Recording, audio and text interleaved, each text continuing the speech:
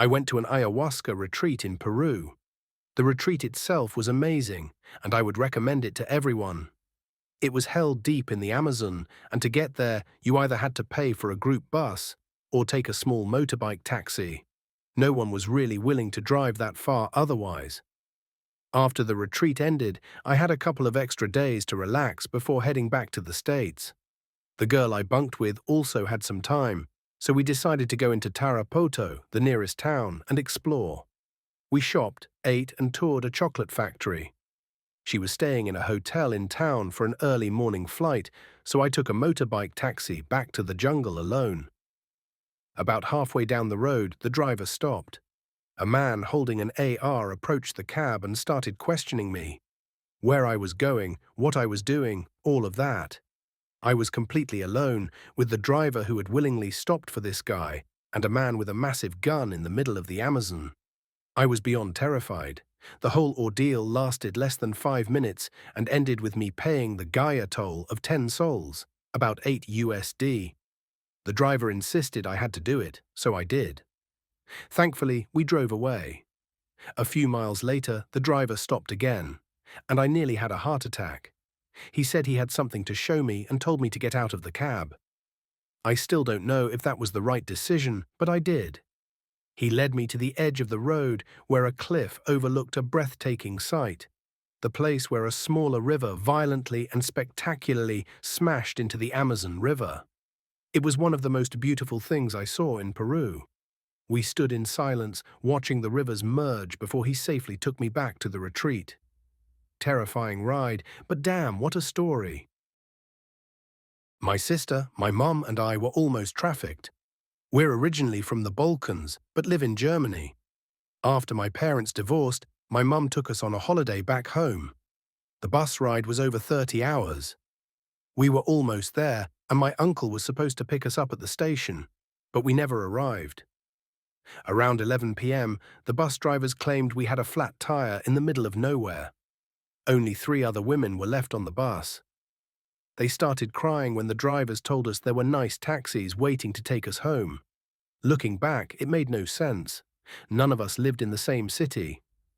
My mum and sister had already gotten into one of the taxis, bags in the trunk. That's when the other women started screaming and crying, desperately trying to call their husbands. Luckily, one of them had a husband who lived nearby. He showed up with his family, and suddenly the bus drivers got scared. The taxi sped off. Long story short, we later found out many women and girls had gone missing in recent months due to human trafficking.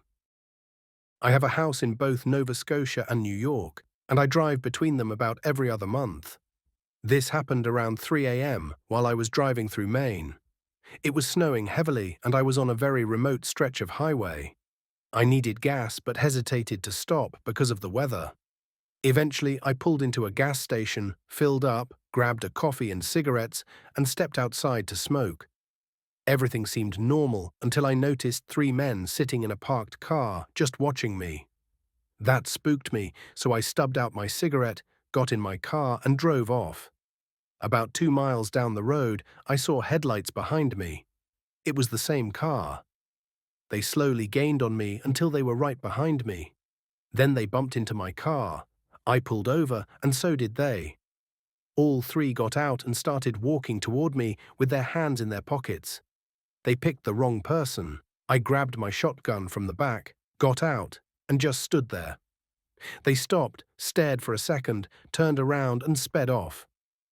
I called the police, but the plate number I gave them was unregistered. Nothing they could do. That was probably the closest shave I've ever had. If I didn't have that shotgun, I don't know what would have happened. For high school graduation a few years back, my friend and about 20 other students planned a trip to Thailand. Everything was going great until one night they all went out to a local bar. At some point, one guy got up to use the washroom and never came back. No one saw him leave the bar. Patrons didn't see anything. He vanished completely. This happened in 2014, and nothing has come of it since. In 2019, they got access to his cell phone records, but someone had manually turned the phone off that night. It's not about what my friend saw while she was there, but what she didn't see. She vowed never to go back. She still travels, but she's incredibly careful now. Throughout high school, my friends and I would take trips to the South Texas desert near the border. We'd camp, shoot guns, build bonfires. Our last trip was in 2005, and it turned into a terrifying experience. That night we had a campfire going. Deserts get cold at night, so we were huddled around the fire when three men suddenly emerged from the darkness and stepped into the firelight. No greeting, no small talk. The first guy, in very basic English, said, "You come with us."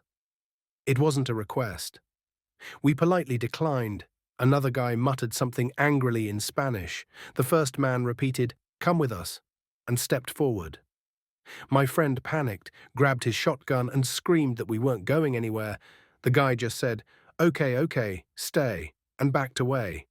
Then they left. We wasted no time.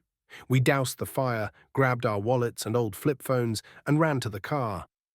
We saw 3 sets of headlights moving behind us as we drove off. We killed our lights and drove in darkness until we lost them. We went straight to the sheriff's office. The officer said if our story was true, it was a real good thing we didn't go with them. Not me, but a friend of mine had something crazy happen while traveling in Taiwan. She and 3 friends got in a taxi. The driver went the right way for a while, then suddenly pulled onto a side road. My friend asked him in Mandarin, "Where the hell are you going?" She knew the area. This wasn't it. He didn't answer. He made a phone call in Taiwanese, a language none of them understood. The cab pulled into an open field surrounded by trees, with a single house in the middle. People began emerging from the house. The cabbie paused for a second, then started the car and drove off. What the 3 girls in the back didn't know was that the 4th friend, sitting in front, had pulled out his knife and held it in plain view of the driver. Once the cabbie saw it, he realized he picked the wrong group. He was reported to the authorities, but they left Taiwan before learning what came of it. Not me, but my dad. He used to be a professional photographer, the type who'd do anything for a good photo.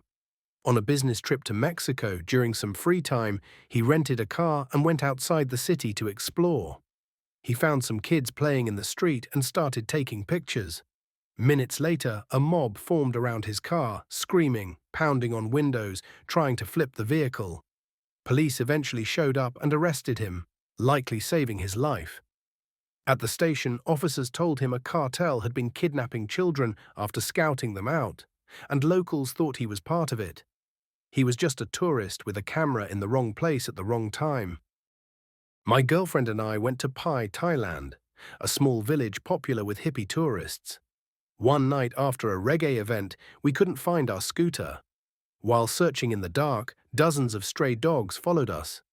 After finding the scooter and driving back to the resort, we saw a woman in a long black dress standing in the road flailing her arms. About 30 dogs were circling her, barking like crazy, but wouldn't go near her. Later that night, we heard knocking on our windows and doors. We left town the next morning. Still don't know if it was paranormal or a woman needing help, but everything in my body told me to leave. I was traveling from Germany to Budapest by train when military officers boarded at a border town. They checked passports and selectively removed people from the train, including me. I had to rebook a route avoiding the Czech Republic. Turns out a major political summit was happening in Prague, and they were trying to block Westerners presumed to be protesters. Another time, in Ukraine, a customs officer gave me a tiny stamped slip of paper. I tossed it in my bag. At the Russian border, agents demanded a specific document. I pulled that random slip out, and everything suddenly calmed down. No idea what it was, but it saved me. I camped on a remote island in Panama for a week with 2 friends. We stayed with a jungle man and lived off the land, eating iguana, drinking rainwater. When the local guy came back to get us, it was storming. We boarded a canoe with a disheveled guy who acted as a spotter. Out at sea, the waves were massive. At one point, we thought we were going to die as we tried not to surf a wave and nosedive. When we made it to shore, locals literally hugged us. They thought we were goners. Turns out, the disheveled guy was just the town crazy, the only person willing to make the trip to rescue us.